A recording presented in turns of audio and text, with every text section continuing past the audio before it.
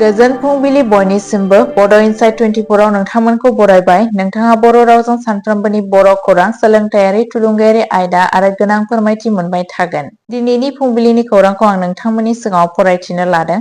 आसा खालामो नोंथांमोना खौरांखौ जोबजासे खोनासंगोन। आसामा पहलगाम खहा जानांनाय नखरफोरनो 5 लाख रांनि अनसुंथाइ होनो फोसावबाय। गिबि मन्थ्रिया पाकिस्तान मददनि बेरेखायै सांग्रांथि होदों।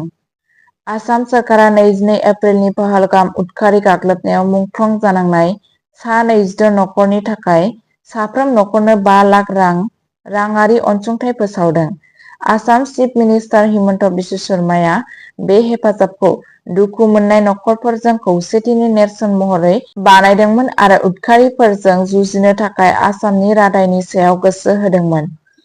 सीएम शर्माया पाकिस्ताननि थाखाय जायखिजाया मददनि बेरेखायै गोख्रों सांग्रांथि रादाब फोसावनानै बुंदोंमोन दि नसुंआरि हादोरखौ रैखा खालामग्रा सुबुंफोरनि बेरेखायै गोख्रों आयेनारि राहा लानाय जागोन। बिथाङा गाग्लोबनायजों सोमोन्दो गोनां दान्थे-बिदान्थे गोनां बिबुंथिनि थाखाय एआइइउडिएफ एमएलए आमिनुल इस्लामखौ बावैसो खानाय जाथायखौ मुंख'दोंमोन। शर्माया बांलादेश आरो पाकिस्ताननि गेजेराव बांलांनाय सोमोन्दोनि सायावबो जिंगा फोसावदोंमोन आरो आसामाव पुलिसनि सांग्रांथिखौ बांहोनो खावलायदोंमोन। बिथाङा सासे कंग्रेस एमपिनि पाकिस्तानजों सोमोन्दो थानायनि सायाव सोलिबाय थानाय नायबिजिरनायखौ मुंख'दोंमोन। नैथि खौराङावनो दङ पहलगाम उदखारि गाग्लोबनायनि सायाव बिबुंथि होनायनि दायाव आसामनि एमएलए आमिनुल इस्लामखौ हमदों। All India United Democratic Front एआइडिइउएफनि जानानै आसामनि एमएलए आमिनुल इस्लामखौ 24 एप्रिल 2025 खालि नगाव पुलिसआ जम्मु काश्मीरनि पहलगाम बावैसो सिगां उदखारि गाग्लोबनायनि बागै दान्थे-बिदान्थे गोनां बिबुंथि होनायनि थाखाय खादों, जेराव सा 26 सुबुंफोरा जिउ गोमादोंमोन। इस्लामआ अजद होनाय बादियै सुबुरुन होदोंमोन दि गाग्लोबनाया मोनसे सोरखारि फाव फान्दायनायनि बाहागोमोन। पुलिसआ बिथांखौ हायुं उदखारजों लोगोसे भारतारि साजा आयेननि गुबुन गुबुन आयेननि सिङाव दाय होदोंमोन। पुलिस थानासिम लांनाय समाव इस्लामआ बुंदोंमोन, आंखौ सैथो बुंनायनिफ्राय रावबो होबथानो हाया। गिबि मन्थ्रि हिमन्त बिश्व शर्माया इस्लामनि बिबुंथिखौ सोंखारिनानै बुंदोंमोन दि बिसोरो पाकिस्तानखौ रैखा खालामनाय नुनो मोनो आरो पुलिसखौ राहा लानो बिथोन होयो। इस्लामनि खाजानाया राजखान्थियारि दान्थे-बिदान्थेखौ जोनोम होदों, जेराव एआइइउडिएफनि दैदेनगिरिफोरा बिथांनि उदां बिबुंथिनि मोन्थाइखौ रैखा खालामदोंमोन। थामथि खौराङावनो दङ पहलगाम गाग्लोबनायनि उनाव भारतआ पाकिस्तानी नोगोरारिफोरनो भिजा सिबिथायखौ बन्द खालामदों। जम्मु काश्मीरनि पहलगामाव गिख्रंथाव उदखारि गाग्लोबनायनि फिननाय महरै, जेराव सा 25 भारतारि नोगोरारिफोर आरो सासे नेपाली नोगोरारिजों लोगोसे सा 26 सुबुंफोर थैदोंमोन, भारत सोरखारा पाकिस्तानी नोगोरारिफोरनि थाखाय गोख्रै गोहोम गोग्लैनानै भिजा सिबिथायखौ दोनथ'नो थिरांथा लादों। पाकिस्तानी नोगोरारिफोरनो होनाय गासैबो थाखानाय नंगुबै भिजाफोरखौ 27 एप्रिल 2025 मायथाइनिफ्राय बोखारनाय जागोन। मेडिकेल भिजाफोरा 29 एप्रिल 2025 मायथाइसिमल' थागोन। आथिखालाव भारताव थानाय पाकिस्तानी नोगोरारिफोरा गावसोरनि भिजानि सम जोबनायनि सिगां थानांगोन।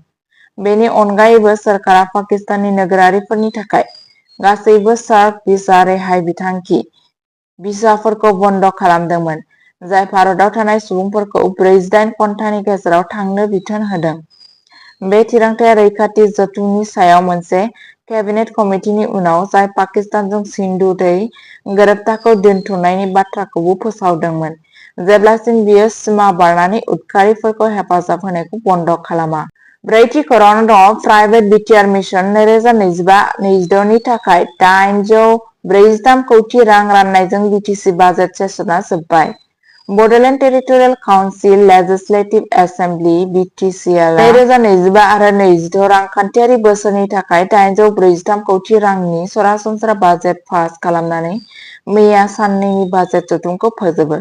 बिटिसिनि गाहाय मावफुं सोद्रोमा प्रमद बर'आ मंगलबाराव दिन्थिफुंनाय बाजेटनि थांखिया प्राइभेट बिटिआर मिशन चंकर्ण'टु निर्माण 2025 आरो 26 आयदानि सायाव जौगानायखौ लामा दिन्थिनाय, सरासनस्रा राव बांजोजों लोगोसे गौथुम रायजोआरि गोनांथि जौगाथाय बिथांखिनि गेजेरजों मोनसे जर'खा राननायनिफ्रायबो मुलाम्फा जागोन।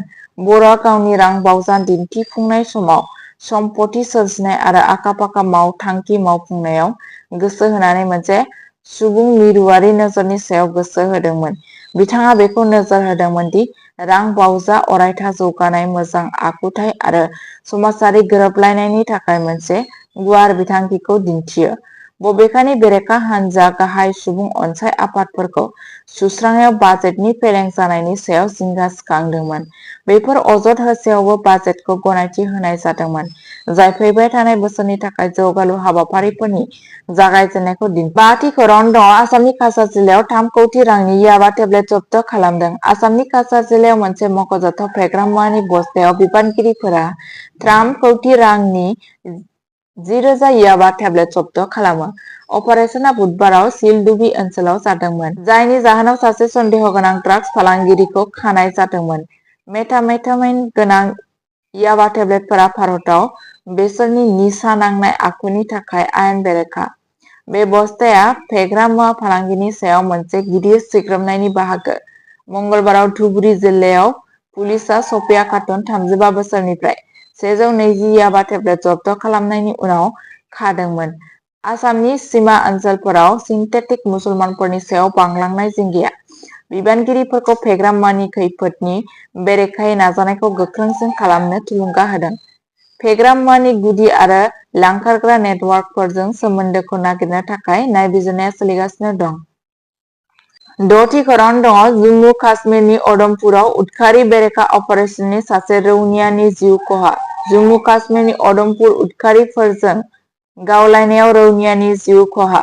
मावख'आरिफोरा रोखा खालामो दि बृहस्पतिबाराव जम्मु काश्मीरनि उधमपुर जिल्लायाव उदखारिफोरजों गावलायनायाव सासे रौनियाया जिउ गोमायो। रौनिया हानजा आरो जम्मु काश्मीर पुलिसनि जाथायाव नागिरनाय अपारेशननि सायाव दुदु बसन्तगढ़ ओनसोलाव मोनसे गोगो मोगा-मोगि जादोंमोन। नाइट फर्सनि बादिब्ला, उदखारि सोमावसारनायनि सोमोन्दै थि बुद्दिनि सायाव बिथा खालामनानै अपारेशनखौ जागायनाय जादोंमोन। नागिरनाय समाव रैखाथि हानजाफोरा गुलि गावदोंमोन, जायनि जाहोनाव गिख्रंथाव सोलाय-सोल' जादोंमोन। अपारेशनाव सासे रौनिया हानजानि जवान जिउ गोमादोंमोन। मुंख्लं जानाय रौनियानि सिनायथिफोरखौ फोरमायनाय जायाखै। अपारेशनआ सोलिगासिनो दं मानोना रौनियाफोरा मोगा-मोगियाव लोब्बा थानाय गुबुन उदखारिफोरनि थाखाय गुदु हाग्रायाव नागिरगासिनो दं। खौरांखौ जोबजासे खोनासंनायनि थाखाय गोजोननाय थाबाय।